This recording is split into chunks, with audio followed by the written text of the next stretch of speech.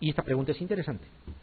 ¿Ya? Interesante. Dice el tratamiento de elección de la enterobiasis sintomática en una gestante. Entonces aprovecharemos para decirles algo más.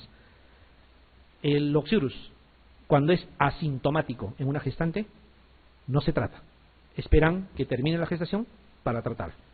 ¿Ya? Cuando es asintomático. Si tiene síntomas, hay que tratar. ¿Ya? Hay que tratar. Siempre respetando las 13 semanas iniciales para no tener mucho problema. Tenemos en nuestro medio, lo que más tenemos es albendazol y mebendazol, y lo que acostumbramos es dar mebendazol, ¿ya? Pero no es el tratamiento descrito como primera elección, ¿ya? Lo que se sugiere es pamoato de pirantel, ¿ya? Pamoato de pirantel, porque es una sola dosis. Ya ustedes saben que el albendazol es 200 cada 12, o si quieren 400 al día, 3 días. Y el mebendazol es 100 cada 12, también 3 días. Ya, lo que procuramos usar es pamoato de pirantel, pero como a veces no lo tenemos a la mano, recurrimos a, de entre los dos primeros, mebendazol, ya, pero el de elección es pamoato de pirantel. Bien claro, cuando es sintomática. ¿Por qué? Porque podría ocasionar pujo, y una gestante no podemos permitir que tenga tendencia al pujo, ¿no? Uy, aquí hay un lapsus de escritura también, ya van dos. Ivermectina esa, perdón, es pamoato de pirantel, la letra D. Ya, esto corrija, ¿eh? Esto ya lo vamos a... no es otro lapsus de escritura. Es que saben lo que sucede es que cuando uno copia, si se han dado cuenta, los dos errores que ha habido, decía es que todito se le pone A, o sea, se le copia y pega para que tenga el efecto y luego se cambia, sino que a veces te salteas y te olvidas de cambiar. Esto es la letra D, pamoato de pirantel, ¿ya? Pamoato de pirantel. Y entre albendazol y mebendazol, si no tuviéramos otra alternativa, mebendazol. Pero siempre después de la semana 13, no antes. Y si es que es sintomática. Si no tiene síntomas, no será. Se espera que remita, que termine, que estoy diciendo, que termine la gestación para dar tratamiento. ¿Cuál de los siguientes parásitos pueden producir prolapso rectal con más frecuencia? Con más frecuencia. Ascaris, Toxocaracanis. Los dos primeros no tienen relación, no se ha descrito. Enterobius vermicularis sí, Trichuris trichura sí, Diflobotriumlatum tampoco, ¿ya? Pero estos dos sí. El que más puede producir es Oxyurus o Enterobius vermicularis. Trichuris trichura también puede producir, pero no es en frecuencia más que el Enterobius vermicularis, ¿ya? Entonces la alternativa correcta es la C.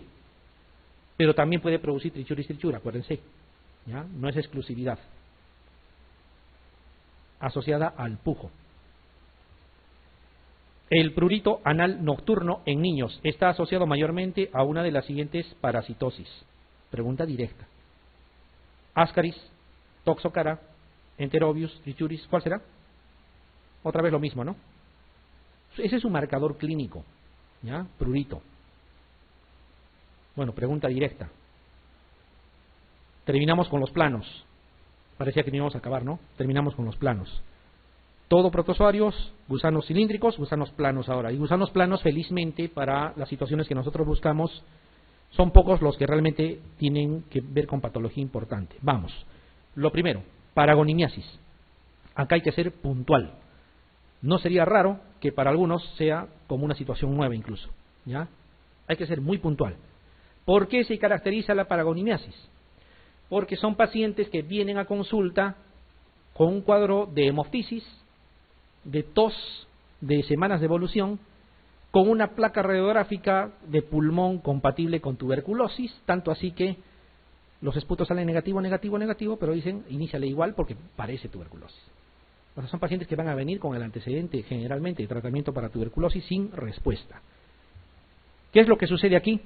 Fíjense esto que estamos señalando en este momento, al ladito del cangrejo. ¿Logran distinguir? ¿Qué parece? Parece fasciola, ¿no? ¿Se acuerdan de lo que les dije al inicio? O sea, de los gusanos planos, no segmentados, llamados trematodes, ya hay dos que nos interesan, uno es fasciola hepática y el otro es paragonimus. Se parecen. Esto es un paragonimus. Hay un paragonimus peruanus, así se llama, y otro paragonimus mexicanus. Y en el Perú entonces existirá una especie, que es el peruvianus, ¿ya? Y este paragonimus peruvianus se ha descrito más en Cajamarca y zonas aledañas, en personas que ingieren cangrejo de río, poco cocido. Bueno, la literatura te dice crudo, pero no creo que crudo alguien coma, ¿no? Será pues poco cocido. ¿Ya? ¿Y por qué? Porque el huésped intermediario justamente es el cangrejo. ¿Ya? Uno ingiere el cangrejo. ¿Cómo se llama el cangrejo? Tiene nombre propio, se llama Hippolobosera chilensis. Así, hipo como hipo con H, hipo, lobo como lobo, así como el animalito, el lobo de la caperucita roja, igual, hipolobo, cera con C de casa, Hippolobosera chilensis, como suena, chilensis. Este Hippolobosera chilensis es el cangrejo de río que está implicado en la transmisión de Paragonimus peruvianus en nuestro medio. ¿Ya? Entonces la persona es generalmente pescador, es generalmente recolector de mariscos, qué sé yo, y también en su dieta está el cangrejo de río, y que tiene un cuadro que se diferencia de la TB porque no hay pérdida ponderal y tampoco hay fiebre la mayoría de las veces. Pero todo lo demás parece tos de larga evolución, sintomático respiratorio, hemoptisis, placa compatible con TB. ¿Ya? ¿Qué se tiene que hacer ahí? En el esputo se tiene que analizar, examen directo, y a veces encontramos. ¿Ya? El tratamiento es albendazol. ¿Ya? 3 a 5 días de albendazol y tratamiento completo, resuelto. A darle 6 meses de tratamiento anti-TB y sin posibilidad de solución. Bueno, ¿qué responderían a esto de aquí? Varón de 45 años con cuadro de tuberculosis pulmonar BK negativo, importante, tuberculosis pulmonar pero BK negativo. O sea, le han dado tratamiento para TB porque parece TB, pero nunca han demostrado el BK. En tratamiento con esquema 1 antituberculoso durante 2 meses. Ustedes saben que más o menos a la tercera semana y máximo al mes ya la cosa está definida, el paciente debería mejorar francamente, ¿no? Dice, no muestra mejoría y en la analítica destaca hipereosinofilia. Eso es un marcador de Paragonimus. La TB no viene con hipereosinofilia. ¿Ya? Desarrollando cuadros de hemoptisis a repetición sin pérdida de peso importante. Está bien claro. Si usted tuviera que replantear el diagnóstico, ¿qué alternativa plantearía? TB multiresistente, paragonimiasis, hiperinfestación por estrongiloides, quiste atídico pulmonar complicado, cáncer pulmonar. Creo que está claro, la respuesta es paragonimiasis. Así se presenta la paragonimiasis. ¿Ya? Esa es la forma de presentación. No hay mucho que discutir. Ese es el otro que también se parece, ya, el parásito, si uno lo mira, es casi lo mismo, ya, fasciola. Y la fasciola, tiene otro huésped intermediario, ya no es el cangrejo, es un caracol del género Linneo, ¿no? Caracol del género Linneo. ¿Qué es lo que sucede? Que este caracol, no es que la gente se lo coma al caracol, sino este caracol, transita, camina por vegetales de zonas pantanosas, berros generalmente, berros, y al transitar puede dejar al parásito ahí. Y al dejar al parásito ahí, aun cuando a veces hay personas que lo que manipulan, destruyen al vegetal, es tan pequeño que así uno lo muela al vegetal, puede quedar ahí. Generalmente lo comen en ensaladas. ¿Ya? Y en nuestro medio lo que se ha descrito es antecedente de consumo de esos mates emolientes. ¿Ya? Lógicamente cuando está hirviendo y echando vapor no habrá problema, pero hay veces que lo toman para la sed. ¿Ya? Y le agregan extractos de vegetales. ¿Ya? Y como es tan pequeño puede pasar, puede irse por ahí. ¿Ya? Y uno desarrolla fasciola hepática. Y la fasciola hepática se caracteriza porque produce cuadros similares a una colecistitis aguda, dolor en hipocondrio derecho, irradiado a la zona interescapular, ¿no? A veces con ictericia, dependiendo. ¿Y cuál es el marcador que nos debe hacer sospechar en fasciola? Otra vez, la hipereosinofilia. No es normal la hipereosinofilia en un cuadro de litiasis común y corriente. ¿Ya? Entonces, TB con hipereosinofilia, paragonimiasis. Colecistitis con hipereosinofilia, debe de ser fasciola. ¿Ya? Debe de ser fasciola. Más o menos esto es lo que les comentaba. Los berros que crecen en zonas pantanosas, cuidado con los emolientes, ¿ya? No es que necesariamente, pero cuidado. La fasciola que se parece mucho al Paragonimus, el caracol del género Linneo. Cosas muy puntuales, ¿ya? Esta pregunta de examen, por ejemplo, miren, dice, un colega te pide consejo acerca de 3 pacientes de la misma familia que llevan varios días de dolor en hipocondrio derecho, diarrea y fiebre. Fíjense, o sea, que sea colecistitis en epidemia sería raro, ¿no es cierto? Sería igual que una epidemia de paros cardiorrespiratorios o una epidemia de migraña, no sé, eso no puede haber, ¿ya? Dice, en los análisis rutinarios se detecta eosinofilia del 40%, está clarito. Si ustedes sí ven que 5 o 6% ya nos llama la atención, 10% ya decimos, oye, aquí algo anda mal, 40% es una crueldad. Hay hipereosinofilia. ¿Qué pregunta te parece más relevante en la anamnesis? ¿Qué le vas a preguntar a lo que ya les he preguntado probablemente para más o menos dirigir el diagnóstico? ¿Le preguntarás por la ingesta de lácteos sin pasteurizar? No tiene nada que ver. ¿Le preguntarás por la ingesta de comida sin refrigerar? ¿Le preguntarás por la ingesta de berros? Yo creo que por ahí va la cosa. El otro dice contacto con perros, contacto con gatos. Clarita la pregunta, ¿no? Ingesta de berros. ¿Pensando en qué? En fasciola hepática. ¿Cuál es el huésped intermediario en el ciclo de la fasciola hepática? Ni siquiera te dicen el género, te dicen en general. ¿Qué animalito es? ¿Un insecto, un félido, un caracol, un ave, un pez? La respuesta es caracol. Caracol del género Linneo, ¿ya? Que tiene que ver en su tránsito por los vegetales, deja. Varón de 50 años de edad, agricultor y ganadero, que presenta dolor abdominal continuo en hipocondrio derecho. Al examen se detecta ictericia de piel y escleras. Hasta ahí no hay nada claro. Examen de laboratorio, hemograma con 30% de eosinófilos. Por gusto no les van a dar ese dato. Si les dan eso, les están induciendo a la respuesta. Ya dice, ¿cuál es el diagnóstico? Esto también es pregunta examen. La respuesta, fasciola hepática, ¿no? Fasciolopsis. Queda claro lo que hay que tener en cuenta de cada grupo, ¿no? Muy bien, y los éstodes, para terminar, que son también planos, pero segmentados, son todas las tenias. Y de todas las tenias hay que tener en cuenta algunas que son de importancia. Por ejemplo, esta de aquí.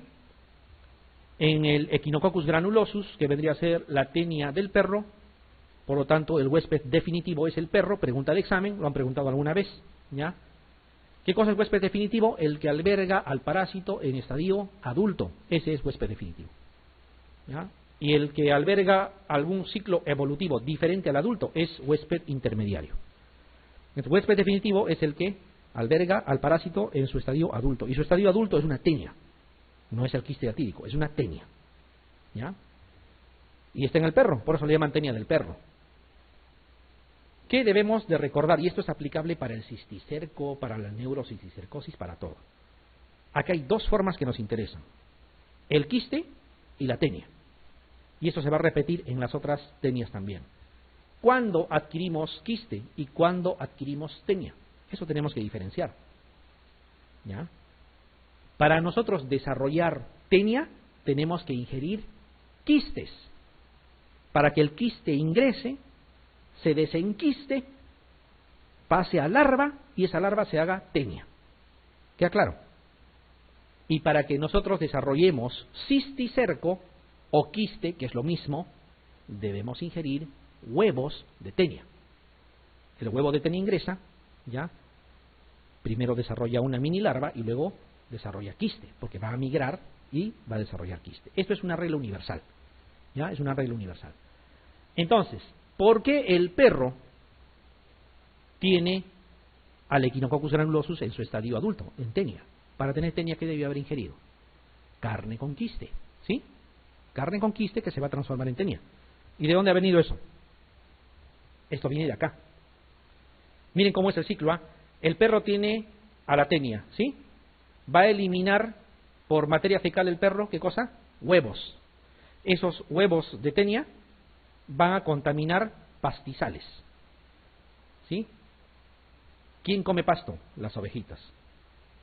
Pasto más huevos de tenia. ¿Qué cosa van a producir entonces en su organismo los que comen huevos de tenia? Quiste. Y alguien me dirá, ¿y cómo llega al perro? Fácil. El humano agarra, mata a la ovejita y todo lo que no le gusta, las vísceras, etcétera, se lo tira al perro, crudo. El perro ingiere vísceras con quistes y al ingerir quiste nuevamente hace tenia. Vuelvo a repetir, para hacer tenia hay que ingerir quiste y para hacer quiste hay que ingerir huevos de tenia, ¿ya? Eso sucede aquí y sucede también en el caso de la neurocisticercosis. ¿En algún momento el humano hace tenia con Echinococcus granulosus? No, el humano hace quiste diatídico. ¿Qué cosa ha tenido que ingerir? Igual que la ovejita. ¿Qué ha tenido que ingerir? Huevos de tenia. Y los huevos de tenia están en la zona del perrito donde elimina sus excretas. Ya, lo que pasa es que cuando criamos al perro que tiene Echinococcus granulosus, el perro normalmente se lame, porque se hace su autoaseo, vamos a hablar claro, se lame la zona rectal, podríamos decir, después de defecar, y luego también se lame su pelaje. Entonces no está mal agarrar al perro, pero hay que lavarse las manos antes de comer, antes de ingerir alimentos. No te lavas y te llevas el huevo de tenia, ¿ya? Y al llevarte el huevo de tenia desarrollas quiste, igual que la oveja. Creo que sí se entiende, ¿sí? Creo que sí se entiende. Una cosa que siempre han preguntado, la ubicación más común del quiste diatídico. En las preguntas de hace años, así a rajatabla te ponen hígado, ¿ya? Todavía te hacen la mnemotecnia, hígado, quiste diatídico, suena parecido, ¿ya? Pero en nuestro medio es algo diferente, ¿ya? En nuestro medio, si ustedes revisan la casuística, ya es más a nivel pulmonar. Por eso es que en los dos últimos exámenes, donde se les ha ocurrido preguntar otra vez, han puesto cuál es la ubicación más común del quiste diatídico intraabdominal. Bien, claro, ahí sí es hígado, pues. Intraabdominal. Pero si les dijeran en general, no sé, yo creo que habría que pensar en pulmón. Pero como esa situación te llevaría una pregunta a debatir, yo creo que van a tener siempre cuidado. Quizá les pregunten cuál es la ubicación más común extraabdominal, ahí piensan en pulmón. Intraabdominal es hígado. En la literatura mundial, sí, pues hígado es el primer lugar. ¿Ya? ¿Se entiende? A tener un poco de cuidado. ¿Ya? Son las cosas que uno tiene que tener cuidado. Pero en realidad el quiste diatídico se puede ir a cualquier lado. Se puede ir a pulmón, se puede ir a hueso, a hígado, a vaso, a ojo, a cerebro, ¿ya? Y ocasionar problemas. El quiste diatídico, tanto en pulmón como en hígado, crece lento, 1 centímetro por año, en promedio. Entonces, cuando encuentran un quiste de 10 centímetros, son 10 años que está el quiste ahí creciendo de a pocos. ¿Ya? Creciendo de a pocos. ¿Cuál es el tratamiento? Si ustedes revisan literatura de hace algunos años, les hablan de varias cosas, ¿ya? Del capitonaje y un montón de cosas más. Bueno, el tratamiento está clarito. Hoy en día es, mátalo al quiste y luego opera y saca todo lo que puedas. Por lo tanto, el tratamiento es médico, quirúrgico. 3 semanas de albendazol, cirugía y otras 3 semanas de albendazol. Con las 3 semanas de albendazol tratamos de matar a los quistes que son viables. Luego se opera y se retira todo lo no viable y te queda y le das otras 3 semanas de albendazol. Médico quirúrgico. ¿Estamos de acuerdo? ¿Ya? Médico quirúrgico. Sé que ya no estamos con mucha glucosa para preguntar, pero por ahí una pregunta que podrían hacerles es, ¿y si le diera más semanas? O sea, no 3 semanas, sino le doy 5, 6, 7 semanas para asegurarme. La respuesta es que no te aseguras nada. Lo que pasa es que si tú le das más tiempo de albendazol, ya puedes volverlo más friable las membranas del quiste y en el acto quirúrgico se puede romper. Por eso el tiempo es 3 semanas. 400 miligramos cada 12, dosis altas, ¿ya? 400 miligramos cada 12. Operas y le vuelves a dar albendazol. Con eso te quedaría el riesgo de que existan todavía quistes, pero ya no viables. Eso ya no te va a pasar absolutamente nada. Van a estar ahí de adorno, pero no te van a producir ningún problema. El problema es que cuando está en pulmón y se rompe hacia vías aéreas, produce lo que se llama vómica. ¿Ya? Y la vómica te va a producir un cuadro de hiperreactividad bronquial con broncoespasmo, ¿ya? Y parte del tratamiento ahí es corticoides, aunque no lo crean. Dan corticoides para contrarrestar un poco eso. Y otro que si ya se rompió a árbol respiratorio ya te diseminó para todo lado. Ese líquido del quiste diatídico es altamente anafilactoide. ¿Ya? Si se rompe hacia retroperitoneo, por ejemplo, te va a producir un problema serio de anafilaxia probablemente.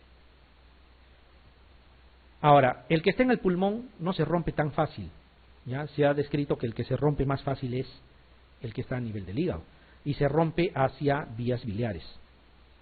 Por eso, en la pregunta que le dicen, la complicación más frecuente del quiste hidatídico en general, ya, es rotura del árbol biliar o rotura al árbol biliar también, porque ambas cosas pueden en algún momento significar cosas parecidas. Pero sería interesante que si les preguntaran, les dijeran la complicación más frecuente del quiste hidatídico hepático. Ahí sería mucho más contundente la pregunta. Rotura al árbol biliar. Y pulmonar sería rotura al árbol bronquial, ¿no? Con vómica, con lo que conocemos. Muy bien.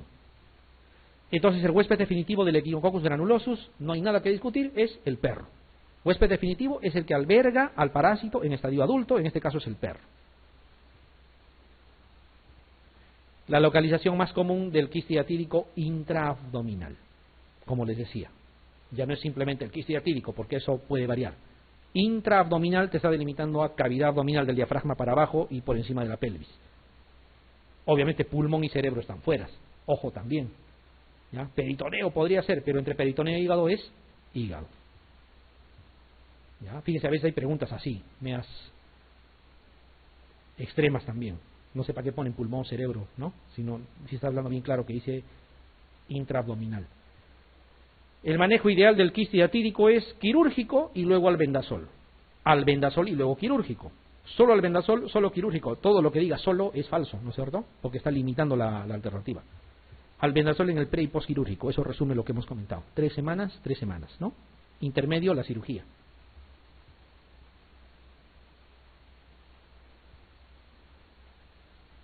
Esto que están viendo es otra tenia, ya no es el quiste hidatídico.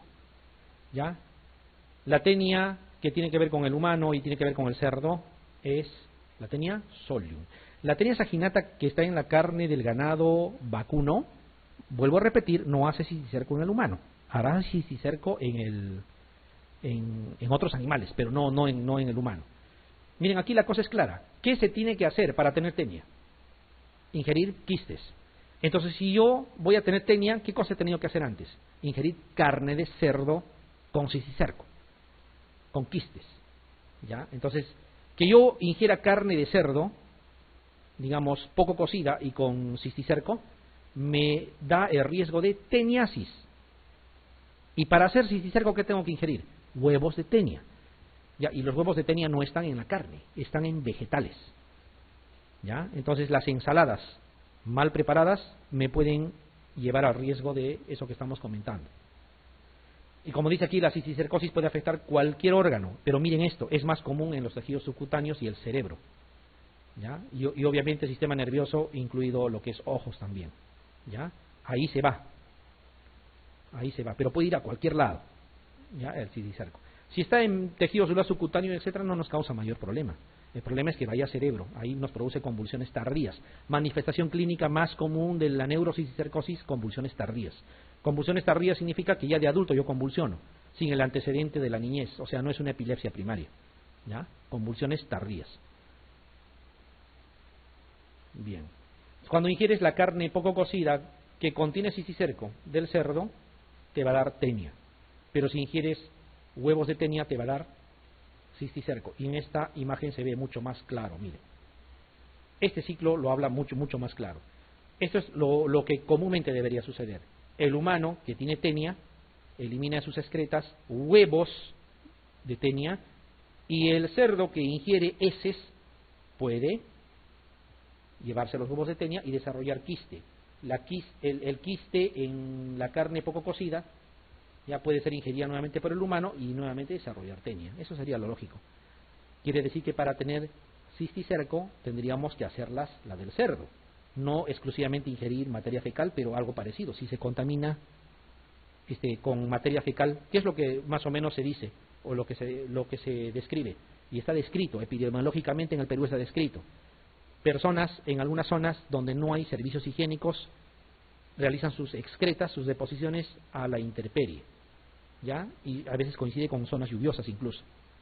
Llueve, esa materia fecal que contiene huevos de tenia riega literalmente a los vegetales, ya esos son cosechados, no se lavan bien y te lo comes con huevo de tenia incluido. Y al ingerir huevo de tenia haces cisticerco.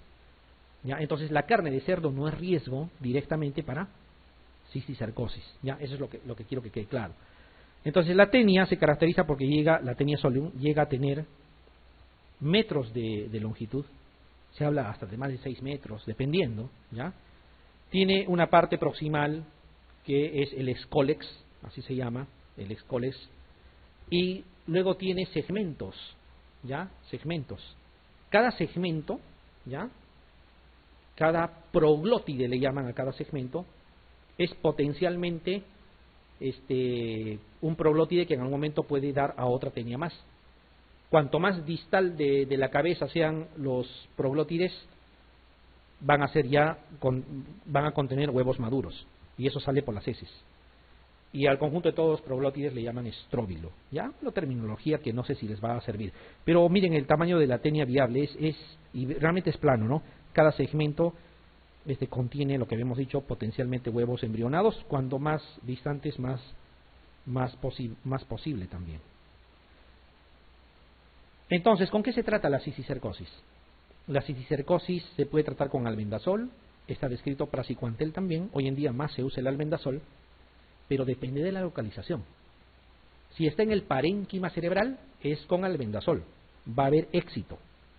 El problema es que esté intraventricularmente, en el tercer ventrículo, en el cuarto ventrículo, en los ventrículos laterales. Ahí no llega el albendazol. Y como no llega el albendazol, el tratamiento debe de ser quirúrgico. No hay otra posibilidad. ¿Cuándo es quirúrgico el tratamiento? Cuando está a nivel intraventricular. Y hay un sitio peor que ese, donde ya ni la cirugía es posible. Es cuando está en el espacio subaracnoideo. A eso le llamamos cicicercosis racemosa. Porque avanza por el espacio subaracnoideo, ¿ya?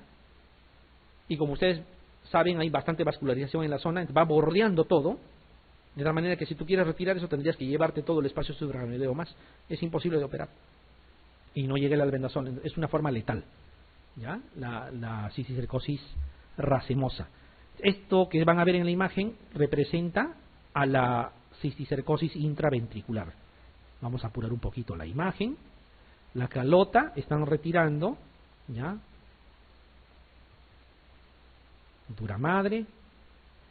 Ahí está. Esto que está saliendo como gota es el cisticerco. Miren, no es una cosa pequeña. Eso nunca iba a morir con el albendazol.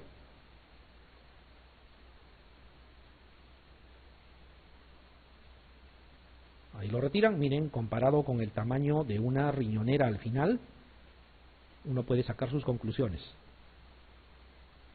Listo, y salió. Cuidado con romper, ¿no? Listo, se retiró. Miren, es una cosa grande. El tamaño de una riñonera es una cosa bastante considerable, ¿no? Cisticercosis intraventricular. Por eso tuvieron que recurrir a la cirugía, ¿ya? Y felizmente la persona va a quedar neurológicamente intacta al final, ¿ya? Pero más o menos eso es. Entonces, habrá criterios para hacer diagnóstico y también hay criterios para tratar la cisticercosis. La neurocisticercosis, cuando nosotros vemos una persona, ¿cómo nace la sospecha diagnóstica? Persona adulta que convulsiona. ¿Convulsionó antes? Nunca. O de repente le dicen, sí, hace un mes ha convulsionado también, pero antes jamás. Entonces son convulsiones tardías. Si son convulsiones tardías, siempre el primer estudio de imágenes es la tomografía. En la tomografía, a lo mucho podemos decir, aquí existen lesiones que podría ser cisticercosis, ¿ya? Podría ser cisticercosis. Entonces, para estar seguros, ¿qué hacemos? ¿Cuál es la técnica de imagen que nos dice estos son quistes de cisticerco y son o no viables? Es la resonancia magnética. Por eso cuando sospechamos tenemos que pasar a la resonancia magnética. Y como ven aquí, en los criterios absolutos está la resonancia magnética que demuestren lesiones quísticas y que para colmo haya escólex en el interior, o sea, viables. Porque si yo demuestro que solamente hay quistes, pero son quistes no viables, son muertos, no tiene sentido el tratamiento. ¿Qué voy a matar? Ya nada. Ahí se da tratamiento simplemente anticonvulsivante, probablemente de por vida. Por otro lado, si yo trato el cisticerco intraparenquimal, ¿qué voy a hacer? Voy a matar a los quistes que son viables con la terapia. Pero no van a desaparecer los quistes. Se van a calcificar en el mismo sitio. Por lo tanto, es probable, y lo más seguro, es que las convulsiones tampoco cesen. ¿Ya? Entonces, primera situación. El tratamiento para la cisticercosis no elimina las convulsiones, que quede claro. Salvo que sea un tratamiento quirúrgico, que lo voy a retirar. Eso sí podría ser. ¿Ya? Pero el tratamiento con albendazol o con praziquantel no lo va a eliminar. Ahora, aquí hay otras cosas más que no es importante que lo estén recordando, o sea, como a manera de memoria, digo, porque habrá criterios epidemiológicos, ¿no? Criterios clínicos, etcétera, pero es básicamente lo que están comentando. Obviamente tendrá que haber nexo. En nuestro medio, pues, ¿qué criterio epidemiológico vamos a buscar? Basta que tengas el hábito o alguna vez en tu vida haber ingerido alimentos de dudosa preparación. Eso la mayoría tiene como riesgo, ¿ya? Las convulsiones tardías es lo que me hace sospechar, y luego las técnicas de imagen. A ver, si nos dicen la localización más habitual de la cisticercosis, me dicen hígado, pulmón, sistema nervioso central, ciego y ganglio linfático. Cualquiera puede ser, pero la más habitual para nuestra mala suerte es sistema nervioso central. ¿Ya? Para nuestra mala suerte.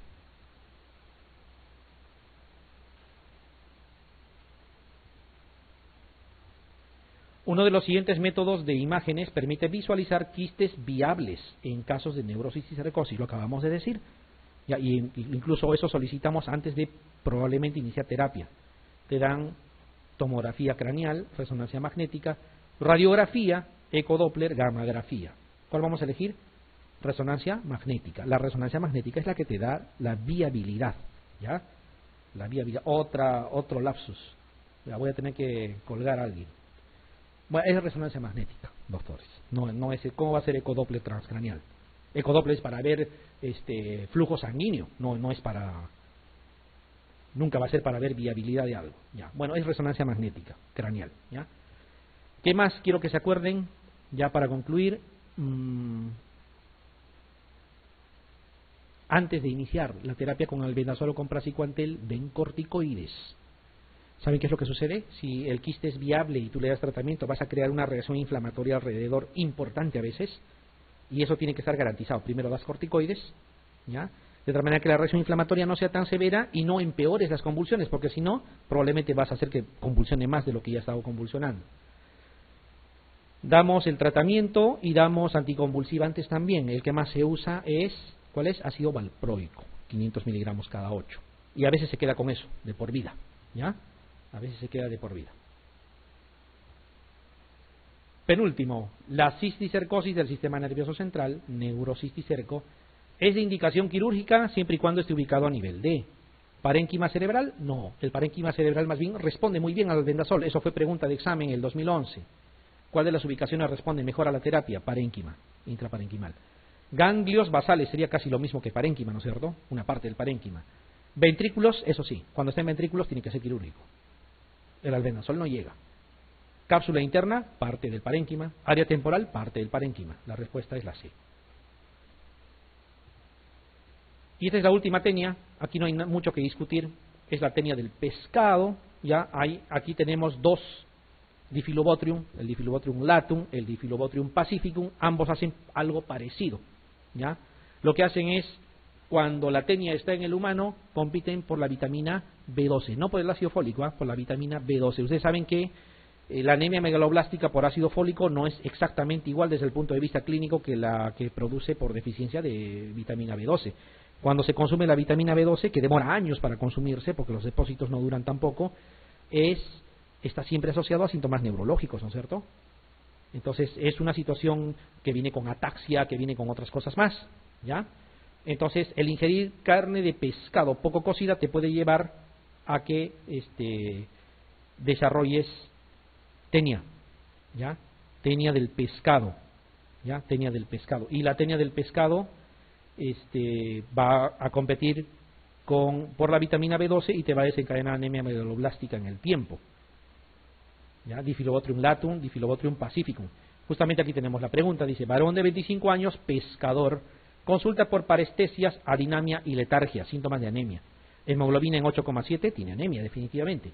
Volumen corpuscular medio, 106, es macrocítica, ¿no? Más de 90 fentolitros es macrocítica, 106 no me quepa la menor duda. Macrocítica y podría ser megaloblástica. Entonces, si yo sumo que es pescador y que tiene anemia y que tiene una anemia macrocítica, probablemente sea megaloblástica. Entonces, la infestación más probable, y me dan las alternativas, obviamente es Diphyllobotrium, ¿ya? Entonces, esto es lo último que tienen que recordar, se lo llevan como cuadrito, repásenlo cuando puedan, es más o menos un resumen de lo que hemos conversado. Lógicamente no está explicado, pero ustedes ya lo hemos dialogado. Tenemos los principales, no son todas las parasitosis, son los principales simplemente, ya, con el nombre propio del parásito. La forma infectante es importante que se acuerden, acuérdense que en los protozoarios, ya, el quiste va a la cabeza, ya, quiste, en los gusanos, huevo embrionado, el estrongiloides, igual que los gusanos ganchudos, larva filariforme, ya, aquí está nuevamente gusano, ¿verdad?, huevo embrionado, trichuris trichura, huevo embrionado, gusano ganchudo, larva filariforme, igual que estrongiloides. En el caso de tenia, y tiene que ver con cisticerco, ya, o sea, cuando la tenia está involucrada en cisticerco, debemos de comer huevos de tenia. Y si lo que desarrollamos es tenia, debemos de ingerir quiste, o sea, cisticerco, ya, eso a tenerlo en cuenta. Diphyllobotrium, aquí esto faltaba recomendarles, un nombre propio, larva plerocercoide, en el caso de Diphyllobotrium, larva plerocercoide, ¿ya? En hidatidosis, igualito huevo embrionado, si vamos a desarrollar el quiste hidatídico. En fasciola y en Paragonimus, donde exista cercaria, hay metacercaria, y entre los dos, metacercaria es la forma como, su nombre lo dice, se mete al organismo. Acuérdense que un cuadro parecido a la tuberculosis en el caso de Paragonimiasis, cólico biliar en el caso de fasciola, y así está enumerado algunas cosas que hay que recordar. El tratamiento también más o menos lo mismo, haciendo hincapié en la ascariasis, cuando hay hiperinfestación, preferible el pamoato de pirantel y las sales de piperacina si se trata de niños, para evitar la migración y probablemente el enrolamiento y que produzca cuadros obstructivos después. Bueno, más o menos con eso, en resumen, es lo que hemos preparado ya en la parte de parasitología. Bueno,